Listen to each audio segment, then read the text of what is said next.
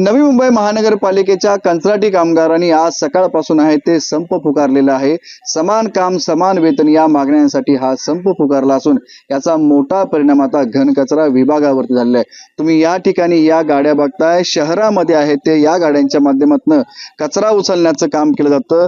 मात्र आज सकाळपासून आहे तो हा बंद पुकारण्यामुळे संपूर्णपणे ह्या गाड्या आता या ठिकाणी कोपरखन्याच्या डम्पिंग ग्राउंड वरती उभा करण्यात आला असून याच डम्पिंग ग्राउंडच्या बाहेर कामगारांनी या ठिकाणी आंदोलन सुरू केलेलं आहे।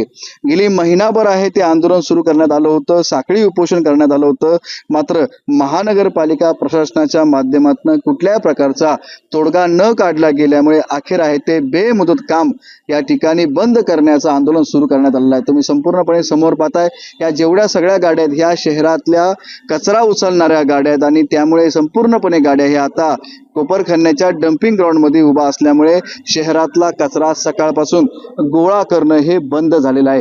ज्या पद्धतीने कचरा विभागावरती परिणाम झाला तशाच पद्धतीने जवळपास 8,000 कामगार हे संपावर गेले असल्यामुळे पाणी पुरवठा विभाग, गार्डन विभाग, आरोग्य विभाग या इतरही विभागावरती याचा परिणाम आता हळूहळू दिसून येणार आहे। त्यामुळे आता महानगरपालिका आयुक्त कैलास शिंदे यांच्या माध्यमातून कशा पद्धतीने कामगारांशी चर्चा केली जाते आणि त्वरित तोडगा जर न काढल्यास शहरामध्ये कचरा न उचलण्यामुळे आणि इतर सुविधावरती सुद्धा याचा मोठा परिणाम होण्याची दाट शक्यता आहे।